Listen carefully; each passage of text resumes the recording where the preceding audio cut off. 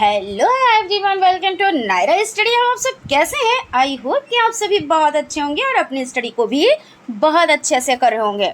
Friends, चलिए आज हम लोग स्टार्ट करते हैं जो आपका पवन सीरीज़ है। इसमें जो क्वेश्चंस है ऑब्जेक्टिव टाइप, उसकी सीरीज़ को देखते हैं।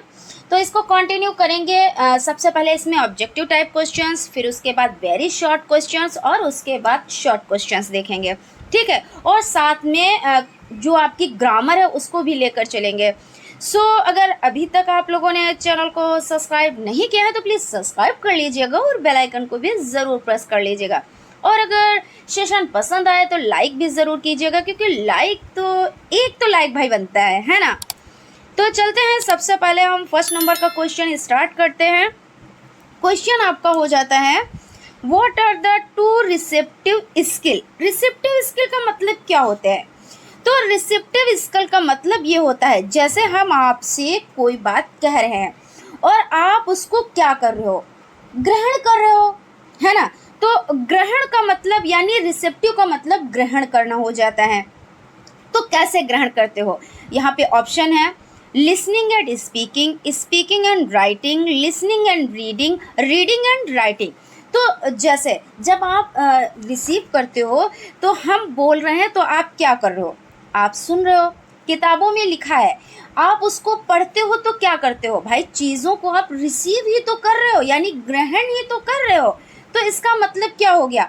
सुन रहे हो तो आप ग्रहण कर रहे हो, आप पढ़ रहे हो, पढ़ के आपके माइंड में चीज़ें आ रही हैं, आपको नॉलेज मिल रही है। तो इसका मतलब क्या हुआ? सुनना और पढ़ना। तो ये चीज़ आप लोग बहुत अच्छे से याद रखिएगा, ध्यान में रखिएगा कि इसमें क्या होता है। हमने सुबह पाली से आपको बताया था। तो इसमें क्या होता है, सुनना, बोलना, पढ़ना और लिखना 4 कौशल हो जाते हैं, जिसमें सुनना और पढ़ना क्या हो जाता है, ग्रहणात्मक यानी कि रिसेप्टिव स्किल हो जाता है। और अभिव्यक्तिकात्मक आपके 2 हो जाते हैं, उस पर भी अभी हम डिस्कस करते हैं, ठीक है। तो इस तरह से आपका जो सी ऑप्शन है यानी लिसनिंग एंड रीडिंग, ये आपका हो जाता है। चलते हैं अगले क्वेश्चन की तरफ। Doctor West's method manually focus on, यानी जो डॉक्टर वेस्ट मेथड है वो सबसे ज़्यादा किस पर फोकस करता है? तो इसमें आपका हो जाता है रीडिंग पे या लिसनिंग पे या स्पीकिंग पे या राइटिंग पे। तो हम लोगों ने देखिए डिटेल में भी इसको डिस्कस किया है, वो आप लोग वीडियोस देख सकते हैं, प्लेलिस्ट बन चुकी है तो उसमें आप लोग जाकर देख सकते हैं। हालांकि यहाँ पे भी हम थोड़ा सा ज़रूर डिस्कस करेंगे। तो जो डॉक्टर वेस्ट मेथड है, इसमें क्या हुआ है, इसमें सबसे ज़्यादा अगर फोकस किया गया तो रीडिंग पर किया गया, ठीक है। इन्होंने क्या किया, लिसनिंग, राइटिंग और स्पीकिंग को इन्होंने क्या किया, निगलेक्ट किया यानी इग्नोर किया, इस पे इन्होंने ध्यान नहीं दिया। लेकिन सबसे ज़्यादा अगर ध्यान इन्होंने दिया तो वो रीडिंग पर ध्यान दिया। और ये भी क्वेश्चन आप लोगों के लिए बहुत ही ज़्यादा इम्पोर्टेंट हो जाता है, ठीक है। फिर अब चलते हैं अगले क्वेश्चन की तरफ। क्वेश्चन आपका हो जाता है choose the correct spelled word. इस तरह के भी क्वेश्चंस पूछे जाते हैं, आपको स्पेलिंग दे दी जाएगी और उसमें आपको ये देखना रहेगा कौन सी सही स्पेलिंग है। तो इसमें है GRAMMER, ये आपका फर्स्ट हो जाता है। सेकंड आपका क्या है, GRAMMAR या GRRAMER या आपका GRAAMER। तो इस तरह के जो क्वेश्चंस हो उनको आप कैसे सॉल्व करेंगे? सबसे पहले तो आप मीनिंग्स कुछ याद रखेंगे भाई। आप कहोगे कि मैम रटने पे आप ध्यान दे रही हो, रटना तो नहीं है, लेकिन हाँ रटना नहीं, लेकिन कुछ चीज़ें बिना रटे भी तो नहीं समझ आती हैं, है ना। वो चीज़ें हम क्या करते हैं, भूल जाते हैं। तो जो इस तरह की हम मीनिंग्स आपको बताते चलें, उनको आप लोग रटते हुए चलिए, ठीक है। फिर जब इस तरह का क्वेश्चन आए तो आप जो आपने रटा है, जो आपने याद किया है, जो आपने समझा है, उसको पहले आप लिखें कि ग्रामर जो होता है GRA और MM और A और R।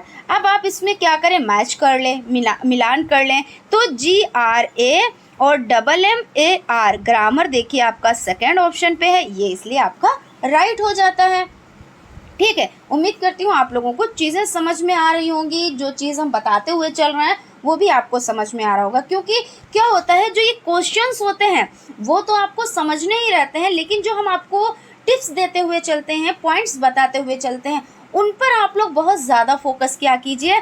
क्योंकि कभी क्या होता है, क्वेश्चंस ऐसे दे देते हैं, होता आपके सिलेबस में ही, आपने पढ़ भी रखा है, क्वेश्चन वही होगा, लेकिन क्या होगा, पूछने का तरीका अलग हो जाता है। जब तरीका अलग हो जाता है तब फिर आप क्या करते हो, उसमें कंफ्यूज हो जाते हो, और जब कंफ्यूज हो जाते हो तो क्वेश्चन गलत हो जाता है और आपका 1 नंबर चला जाता है। तो इसलिए आप लोग जो चीज़ें पढ़ें, कुछ चीज़ें रटने वाली होती हैं, आप रटें ज़रूर, लेकिन ये नहीं है सब चीज़ें आप रटने पे ही ध्यान दें। आप लोग क्या करें, चीज़ों को समझे भी, जहाँ पे रटने वाला है वहाँ पे रट भी लें। बहरहाल मेन चीज़ क्या है, हमको चीज़ें समझ में आनी चाहिए। ठीक है, चलते हैं अगले क्वेश्चन की तरफ। क्वेश्चन हम लोग देख लेते हैं, what is the correct sentence structure of English. यानी इसका मतलब क्या है कि अंग्रेजी का सही वाक्य संरचना क्या है। तो सही वाक्य संरचना क्या होता है, सबसे पहले क्या आता है, इसमें हम लोग पहले ऑप्शन देखते हैं, फिर उसके बाद डिस्कस करते हैं, आंसर पे चलते हैं। तो आपका सब्जेक्ट है, ऑब्जेक्ट है, वर्ब है। तो क्या ऐसे होता है सब्जेक्ट और फिर उसके बाद ऑब्जेक्ट होता है? नहीं भाई, ये तो आपका गलत हो गया। वर्ब, सब्जेक्ट, ऑब्जेक्ट, क्या पहले वर्ब आ जाता है? तो बिल्कुल भाई नहीं होता है। उसके बाद आपका है सब्जेक्ट, वर्ब और ऑब्जेक्ट।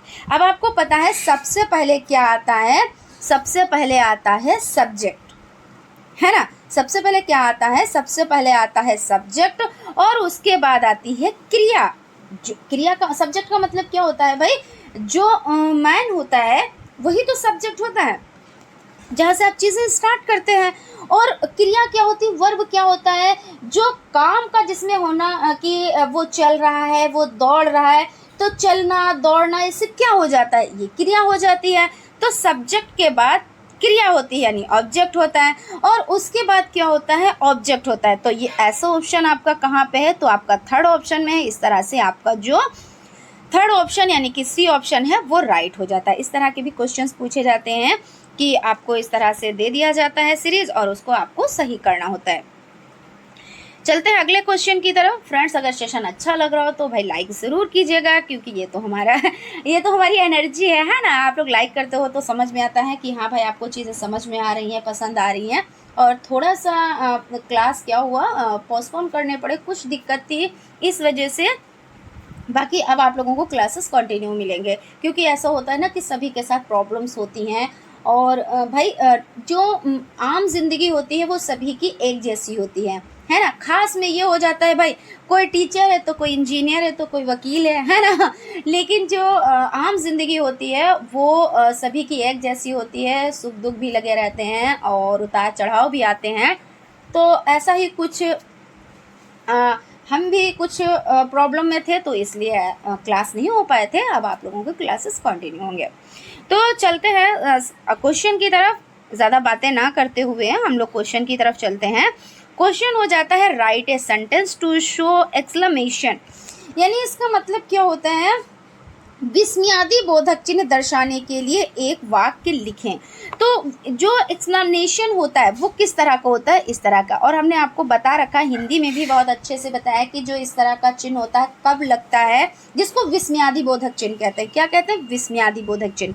तो इसमें क्या होता है, जब हम कोई बात बहुत ज़्यादा क्या करते हैं, बहुत खुश होते हैं, अरे वाह मज़ा आ गया, अरे ऐसा नहीं होना चाहिए था, बहुत दुख प्रकट करते हुए बात करते हैं, अरे। तो उसके बाद हम क्या करते हैं, जैसे हमने कहा अरे, तो क्या हमने क्या किया, हमने इस सिंबल का यूज़ किया, अरे वाह, ऐसे हमने कहा, तो हमने क्या किया, इस सिंबल का यूज़ किया। ये हो जाता है आपका विस्मयादि बोधक, जिसको आप इंग्लिश में कहते हैं एक्सक्लेमेशन। तो ये कहाँ पे, ये जो है कहाँ पे यूज़ हुआ है सही तरीके से, तो यहाँ पे देख लेते हैं।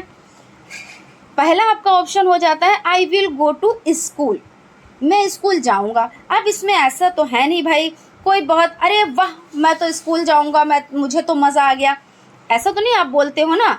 तो ये आपका गलत हो जाता है। अब देखिए, चिन्ह सब में वही लगे, यानी सिंबल वही लगे हैं, लेकिन आपको इसमें समझना है कि कहाँ पे सही ये सिंबल यूज़ किया गया है, ये चीज़ यहाँ पे पूछ रहे हैं। ठीक है, तो I will go to school, तो ये तो यहाँ पे तो फुल स्टॉप लगेगा, है ना। हाउ स्वीट इज़ पायल, यानी क्या कह रहे हैं कि पायल कितनी प्यारी है ना। और उसके बाद आपका है, पहले सब देख लेते हैं उसके बाद आंसर की तरफ चलते हैं। उसके बाद है काजल इज अ ब्रिलियंट स्टूडेंट। भाई काजल एक बुद्धिमान छात्र है।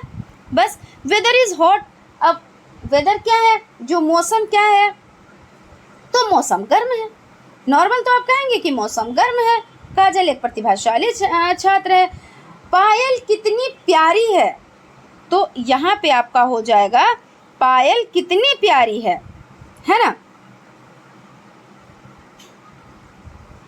तो यहाँ पे आपका आंसर हो जाएगा काजल इज अ ब्रिलियंट स्टूडेंट। ठीक है, तो अब आपने समझ लिया कहाँ पे विस्मयादि बोधक चिन्ह का किस तरह से यूज करते हैं। चलते हैं अगले क्वेश्चन की तरफ। Phonetic is the science of. Phonetic यानी ध्वन्यात्मक का, यानी ध्वनि विज्ञान का विज्ञान है क्या, तो साउंड यानी कि ध्वनि हो जाता है आपका, कॉन्सोनेंट्स यानी व्यंजन आपका हो जाता है, फिर है प्रोनाउंसिएशन यानी कि उच्चारण हो जाता है, और राइटिंग यानी कि लेखन हो जाता है। तो phonetics is the science of क्या होता है, तो साउंड होता है, क्योंकि ध्वनि विज्ञान, तो ध्वनि का मतलब तो ध्वनि यानी साउंड होता है, तो साउंड। उसके बाद चलते हैं अगले क्वेश्चन की तरफ। क्वेश्चन हो जाता है what are the 3 main functions of a language, यानी किसी भाषा के 3 मुख्य कार्य क्या हैं।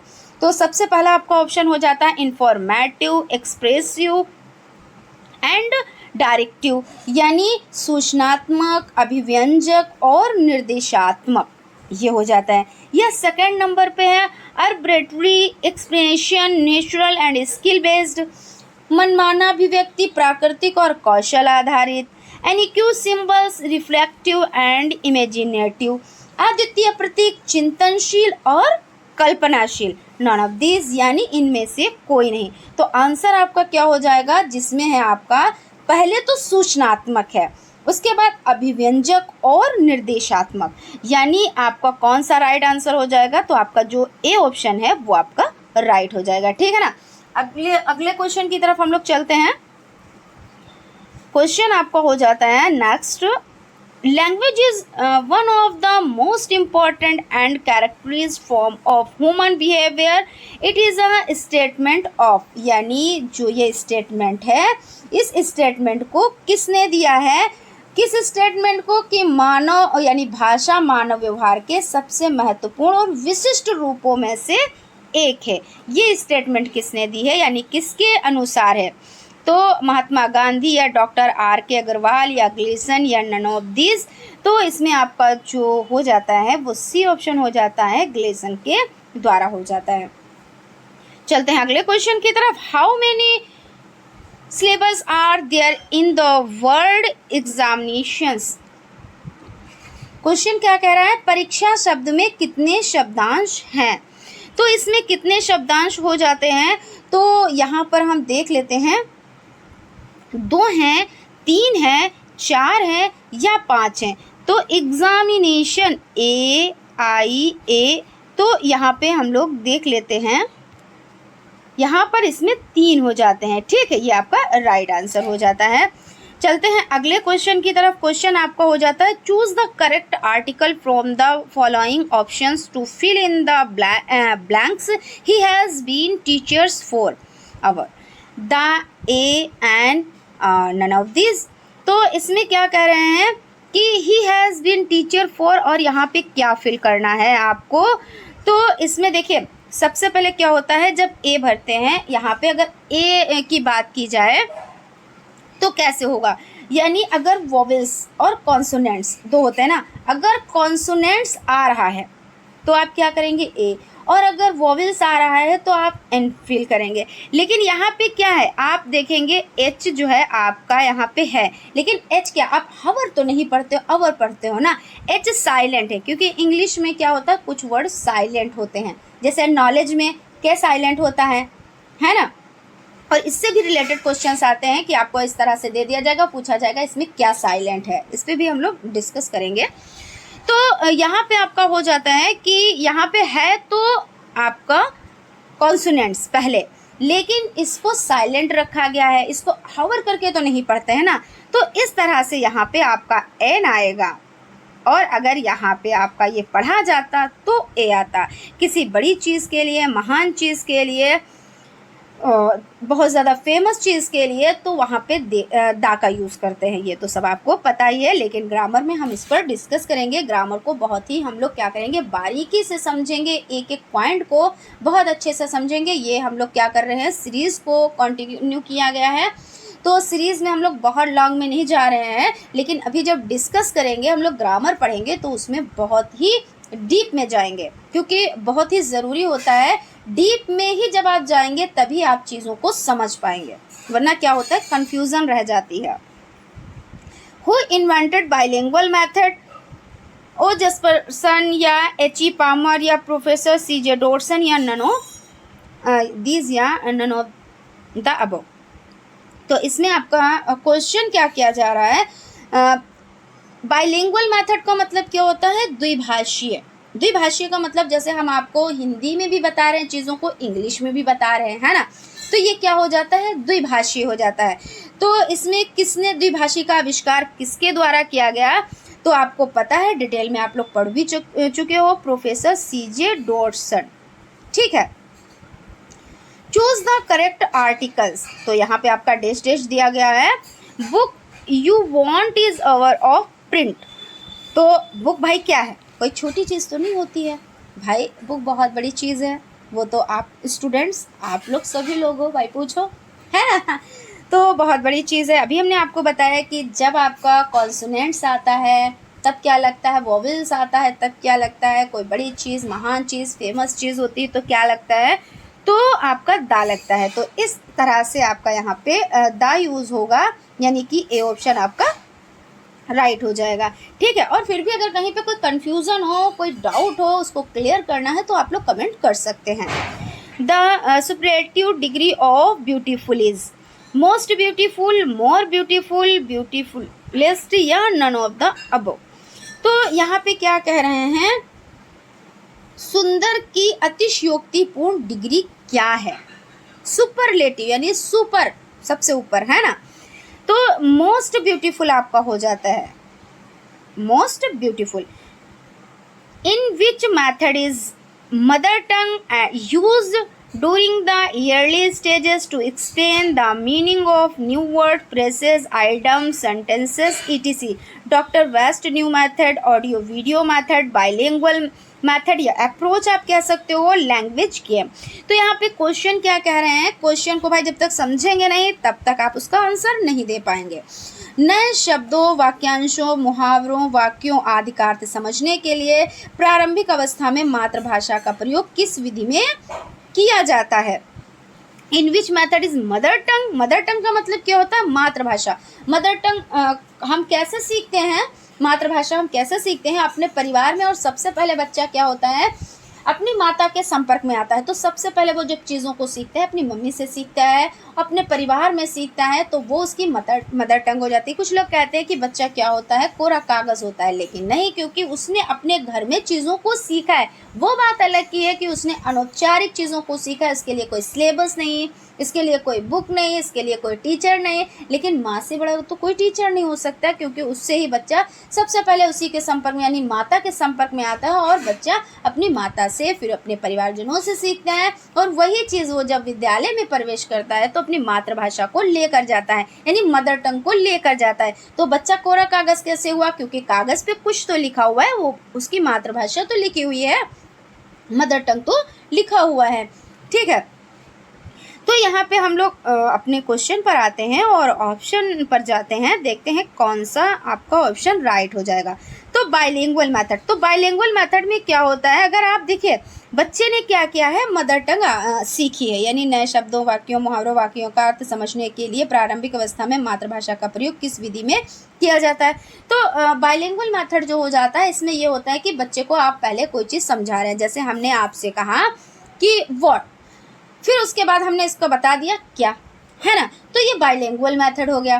तो बच्चे को आपने सिखाया तो बाइलिंगुअल मेथड में सिखाया, और उसकी समझ में भी आ रहा है। अभी आप बच्चे को कुछ भी नहीं आ रहा है, वो अपने घर से मातृभाषा को सीख गया है। देखिए थोड़ा सा लॉन्ग हो जाएगा, कोई बात नहीं, चीज़ें समझ में आनी चाहिए।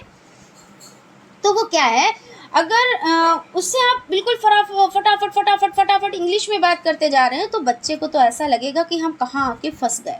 ऐसे तो लगेगा कि हम तो कभी ज़िंदगी में हम पढ़ ही नहीं पाएंगे, क्योंकि हम तो अपने घर से कुछ और सीख के आए हैं, यहाँ पे बोला कुछ और जा रहा था, ये तो ऐसी भाषा बोल रही हैं कि हम तो कुछ समझ ही नहीं पा रहे। लेकिन जब आप क्या करोगे, बच्चे को पहले बताओगे एप्पल और उसका मतलब बता दोगे कि ये है सेब, तो बच्चा क्या कहेगा, अच्छा सेब को ही एप्पल कहते हैं और एप्पल मतलब सेब होता है, तो बच्चा अच्छे से समझेगा। तो इस विधि का प्रयोग किसने किया, तो बाइलिंगुअल मेथड में है, क्योंकि द्विभाषा पद्धति है। तो इस तरह से आपका जो सी ऑप्शन है वो राइट हो जाएगा। चलते हैं अगले क्वेश्चन की तरफ। क्वेश्चन है choose the correct preposition. Preposition देखना है, यानी सही पूर्वसर्ग इसमें आपको चुनना है। ही डाइड कॉलर्स फ्रॉम ऑफ बाय विद, तो ही डाइड, तो इसमें आपका हो जाएगा का की के, तो यहाँ पे आपका का यानी ऑफ यूज होगा। विच method is a Midway between translation come grammar method and direct method, यानी कौन सी विधि अनुवाद सह व्याकरण विधि और प्रत्यक्ष विधि के बीच का रास्ता है। कौन सा रास्ता है, अभी कितनी देर हम लोगों ने डिस्कस किया कि कौन सी विधि अनुवाद सह व्याकरण विधि और प्रत्यक्ष विधि। प्रत्यक्ष विधि यानी डायरेक्ट, और डायरेक्ट विधि आपने पढ़ रखी है। डायरेक्ट विधि में क्या है कि डायरेक्ट इंग्लिश, और बाइलिंगुअल विधि में क्या है, बाइलिंगुअल में उसको ट्रांसलेट करके बच्चों को बताया गया, द्विभाषा पद्धति अपनाई गई, है ना। तो यानी यहाँ पे कहने का मतलब ये है कि कौन सी विधि अनुवाद सह व्याकरण विधि और प्रत्यक्ष विधि के बीच का रास्ता है। तो इसमें बाइलिंगुअल मेथड जो हो जाता है, यही आपका ऑप्शन राइट होगा, क्योंकि ये रास्ता जो है वो ऐसा है कि बच्चा भयभीत भी नहीं होगा, क्लास में जाएगा तो वो ये सोचेगा कि हाँ हम उसी परिवेश में, अगर हमको कोई नई चीज़ सिखाई जा रही है तो वो पुरानी चीज़ से जोड़कर हमको क्या कह रहे हैं कि ज्ञात से अज्ञात की ओर हमको बताया जा रहा है। और ये रास्ता सबसे बेस्ट होता है कि बच्चे को जितना आ रहा है उससे जोड़कर आपको, बच्चे को जो नहीं आ रहा है उसको आपको बताना है, तो बच्चा क्या करेगा, आसानी से चीज़ों को सीख जाएगा और उसका मन भी नहीं उकताएगा, उसका मन भी उबेगा नहीं, परेशान नहीं होगा कि हमारे बस का ये नहीं। अभी हम ही हैं, अगर आपको ऐसे जैसे ये हम ऑब्जेक्टिव टाइप क्वेश्चन नहीं करा रहे होते, आपको हम इसका ट्रांसलेट करके नहीं बता रहे होते, एकदम से हम क्या करते, लॉन्ग क्वेश्चन लेकर आ जाते और सिर्फ क्वेश्चन पढ़ते और आंसर पढ़ते, आप कहते बस कीजिए मैम हो गया बहुत, हम तो सीख चुके, हमारे बस का नहीं है। लेकिन क्या है, जब आपको पहले शॉर्ट क्वेश्चन बताए जा रहे हैं, मैथड्स हमने आपको पहले डिटेल में चीज़ों को बताया, उसमें भी हमने ट्रांसलेट करके आपको बताया। अब हम क्या कर रहे हैं, शॉर्ट क्वेश्चन कर रहे हैं, इसमें भी हम आपको ट्रांसलेट करके बता रहे हैं। तो क्या है, अगर आपके नहीं भी समझ में आने वाला, आप नहीं भी बहुत ज़्यादा, हालांकि इंटरेस्ट तो बहुत ज़रूरी होता है, मैच्योरिटी बहुत ज़रूरी होती है सीखने के लिए, अगर आप उतना मैच्योरिटी नहीं दिखा पा रहे, आप उतना इंटरेस्ट नहीं दिखा पा रहे, लेकिन फिर भी आप चीज़ों को क्या करेंगे, चीज़ों को सीख जाएंगे। ठीक है, तो यहाँ पे आपका बाइलिंगुअल मेथड हो जाता है। उसके बाद चलते हैं अगले क्वेश्चन की तरफ। थोड़ा सा लॉन्ग हो जाता है डिस्कस, अब हम शॉर्ट में ही डिस्कस करेंगे, लेकिन ये रहता है कि आपको चीज़ें समझ में आ जाएं, क्योंकि बहुत लोगों के कमेंट आते हैं कि मैम इंग्लिश बहुत टाइम से नहीं देखा था, बहुत टाइम से नहीं पढ़ रहे थे हम, और अब एकदम से ये हुआ है इंग्लिश मतलब हमारे सिलेबस में है तो हमको बहुत टफ पड़ रहा है। तो इसलिए हम थोड़ा सा डिस्कस भी कर लेते हैं कि आप लोग समझो चीज़ों को और इंग्लिश को हवा ना समझो बिल्कुल भी, और इंग्लिश आ जाएगी और बहुत ही आसानी से आएगी और बहुत ही अच्छे से आप परफॉर्मेंस कर ले जाएंगे। What is the full form of TLM? तो TLM का मतलब क्या होता है, TLM वो होते हैं जो हम, जब आपको शिक्षा या आप बच्चों को शिक्षा दे रहे हैं, आप भाई ट्रेनिंग पे गए, वहाँ पे बच्चों को आपने शिक्षा दी, तो कैसे जो चीज़ों का आपने यूज़ किया, जैसे आपने चॉक का यूज़ किया, आपने डस्टर का यूज़ किया, आपने ब्लैक बोर्ड का यूज़ किया, आपने बुक का यूज़ किया, या आपने कोई आप गमला लेके गए, बच्चों को दिखाया कि हाँ बेटा ये इसमें ये पौधा लगा हुआ है, ये पौधा बड़ा होगा तो इसमें फल निकलेंगे, ऐसे करके, तो वो भी आपका TLM हो गया। या आप कोई क्राफ्ट बना के ले गए, आपने कहा कि बच्चों देखिए ये इस चीज़ का क्राफ्ट है, इस तरह से ये चीज़ें होती हैं, हम आपको ये चीज़ सिखा रहे हैं, कोई भी चीज़ आप सिखा रहे हैं XYZ, तो वो आपका TLM है। यानी कहने का मतलब ये है, TLM का मतलब ये हो जाता है जो आप बच्चों को शिक्षा दे रहे हैं और उसके दौरान आप जिन चीज़ों का आप यूज़ कर रहे हैं वो TLM होता है। यानी टीचिंग लर्निंग मटेरियल क्या होता है, टीचिंग लर्निंग मटेरियल इसकी फुल फॉर्म हो जाती है। उसके बाद चलते हैं अगले क्वेश्चन की तरफ। Fill the correct preposition, we got difficulties. Correct preposition आपको देखना है, इसमें समझ लेते हैं। इन, एट, ऑन और इनटू है, ठीक है। तो इनका मतलब तो आपको पता ही है, में होता है यानी किसी चीज़ में, है ना। और आपका पर क्या हो जाता है, एट मतलब क्या होता है, पर, और आपका ऑन भी पर होता है। और इनटू यानी मैं, जैसे इन और इनटू में क्या, अभी आपने कहा कि मैम आपने इन भी बताया मैं और इनटू भी बताया मैं, तो इसमें ये होता है जैसे कोई छलांग लगा रहा है, कूदते हुए गया और उसने छलांग लगा ली, यानी जैसे जंप लगाई। तो जहाँ पे जंप की बात आती है वहाँ पे इनटू का यूज़ होता है, और जहाँ पे जंप की बात नहीं आती है कि किसी चीज़ में वो चीज़ है, तो मैं, यानी जहाँ पे छलांग की, कूदने की, जंप की बात नहीं आती वहाँ पे इन का यूज़ होगा, और जहाँ पे छलांग की बात होगी वहाँ पे इनटू का यूज़ होगा। तो वी गॉट डिफिकल्टीज, हमें मिला कठिनाइयाँ, तो इसमें आपका क्या हो जाएगा, इनटू। उसके बाद है what are the two productive skill. अभी हम लोगों ने देखिए स्टार्टिंग में जो हमारा पहला क्वेश्चन था वो हम लोगों ने क्या, रिसेप्टिव स्किल के बारे में पढ़ा, और ये भी हमने कहा था आपसे कि अभी हम लोग क्या करेंगे, अभी हम लोग प्रोडक्टिव स्किल के बारे में भी बात करेंगे।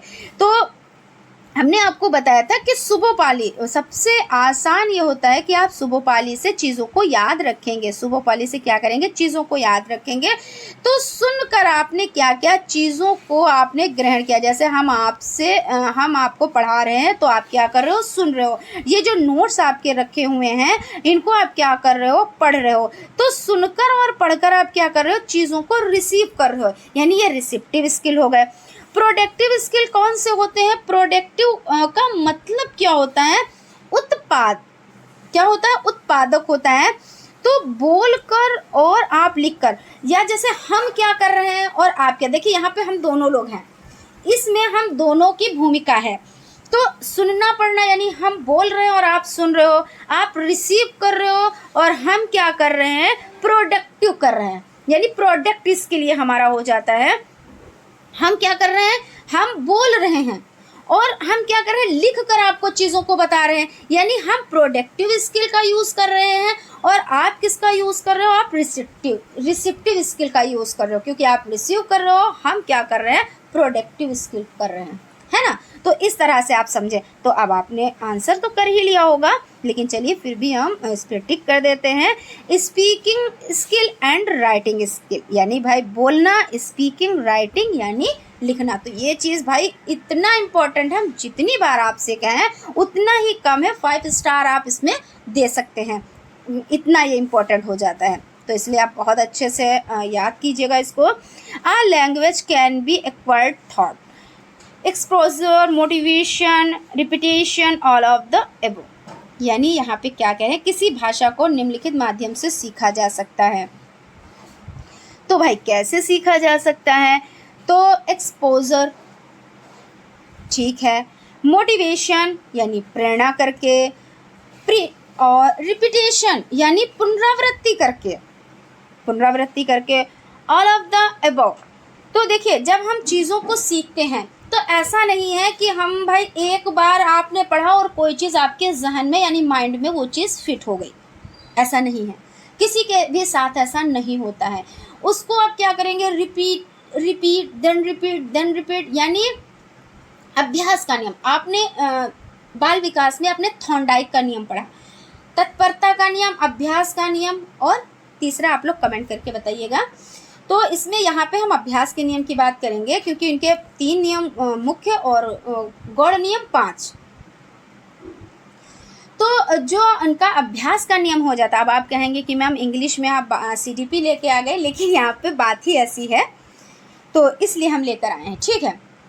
तो इन्होंने क्या कहा कि जब आप अभ्यास करेंगे बार बार, जैसे आपने एक बार पढ़ा, फिर उसके बाद दोबारा पढ़ा, फिर उसके बाद तीसरी बार पढ़ा, इन्होंने क्या किया था, बिल्ली पर इन्होंने प्रयोग किया था।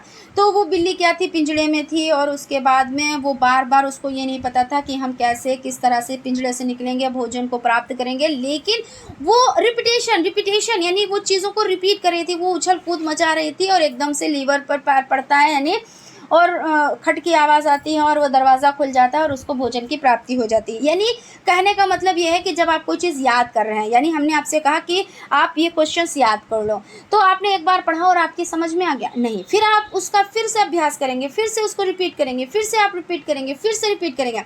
एक टाइम ऐसा आएगा वो आपकी बिल्कुल माइंड में सेट हो जाएगी और चीज़ें ऐसी रहेंगी जो स्थायी हो जाएंगी। ठीक है, रिपीटेशन ये है। मोटिवेशन, जैसे हम आपको डीमोटिवेट करें, ठीक है, अरे क्या होगा, बहुत लोग पढ़ चुके हैं, वो लोग तो कुछ कर नहीं पाए, आज तक उनको जॉब नहीं मिला, आज तक उनके सपने नहीं पूरे हुए, आप क्या करोगे? आप कहोगे सही तो मैम कह रही हैं, क्या फ़ायदा इतना टाइम वेस्ट करने से, इतना पैसा लगाने से कोई फ़ायदा नहीं। आप क्या करोगे? किताबें बंद करके रख दोगे और अपना एंजॉय करने लगोगे। लेकिन हम आपसे कहते हैं कि मेहनत कभी भी ख़राब नहीं जाती है, ठीक है, करते जाओ करते जाओ करते जाओ। एक जगह आप क्या करोगे? गड्ढा खोदोगे, तो रोज़ खोदते जाओगे, रोज़ खोदते जाओगे, रोज़ खोदते जाओगे, एक दिन ऐसा होगा उसमें से पानी निकल ही आएगा। ठीक है, अब आपके माइंड में ये चीज़ सेट हो गई कि हम सही कह रही हैं कि हम थोड़ा थोड़ा थोड़ा थोड़ा रोज़ पढ़ेंगे और एक दिन ऐसा होगा कि हम कामयाब होंगे। कोई क्या कहता है हमको इसकी परवाह नहीं है, हमको अपने आप से पढ़ना है। यानी आप क्या हो रहे हो? मोटिवेट हो रहे हो। ज़रूरी है ना? तो इस तरह से a language can B quite thought, यानी सभी चीज़ें ज़रूरी हो जाती हैं। ऑल ऑफ द अबव, ये आपका राइट आंसर हो जाता है।